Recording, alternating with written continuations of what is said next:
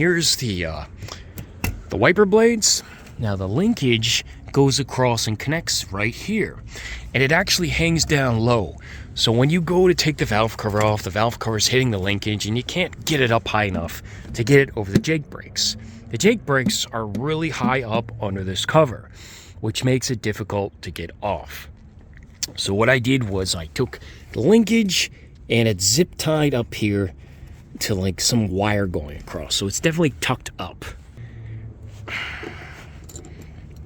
Just gonna crack each one loose.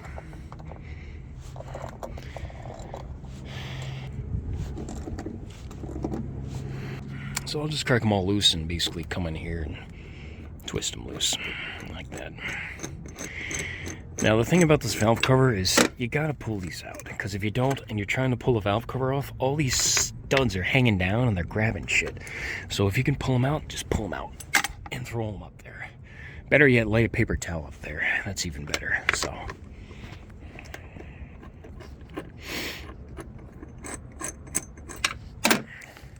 but whatever one you can pull out, just pull them out. Like this one in here, you can leave it in there. That's gonna be hard to get out. But the rest are coming out. And last thing to mention is take that breather hose off on the valve cover, or that's gonna be a problem. You'll also notice that the coolant tube comes over the breather thing on the fiberglass cover, and that'll catch. So sometimes you gotta spray this down here to actually get it to slide past this and go up so the valve cover can come off. But since I've had this shit off a couple days ago, I'll probably just do it one-handed right now. So just push that in here up. All right, it's more like it took two hands. So valve cover's coming up. Now I'm gonna stop right here and show you something. If you want this valve cover to come out easily, all right, on these Detroit 60 motors, sometimes you got a piece of metal up here that's sticking in the way. It's mounting to the cylinder head. It's like a bracket to brace the front gear train. And this, you got things that can be sticking up. Like even this pipe right here might be too high up. So you have to go push it down, It's pushed down. Look at that. I got rubber there between that and the AC line.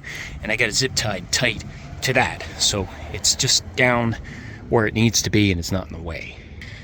So when I pull up on the valve cover, the direction it's gonna go is like this. I'm gonna pull up, I'm gonna tilt it this way, and that's the way it's coming out. That is your easiest bet. When you pull the valve cover this way, you have to lift the back side here as high as possible to clear the Jake brakes. Because the back of the valve cover, the bottom of it, the lip is gonna catch the top of the Jake brake. So you gotta lift this as high as possible so it's hitting here, and it's gotta come out this way. There is no way I can do this with one hand and hold the camera. There she is. The cover is off. So what we're looking at is the 3 Jake brakes, the valve train, everything. So, all right. So for example, if you want to do just the number 1 injector, I mean, compared to a DD15, this is kind of a pain in the ass, but this is a good, reliable engine. So to do number 1 injector, we have to take off number 1 Jake, number 2 Jake. You definitely want to label them. 1 and 2 Jake is coming off.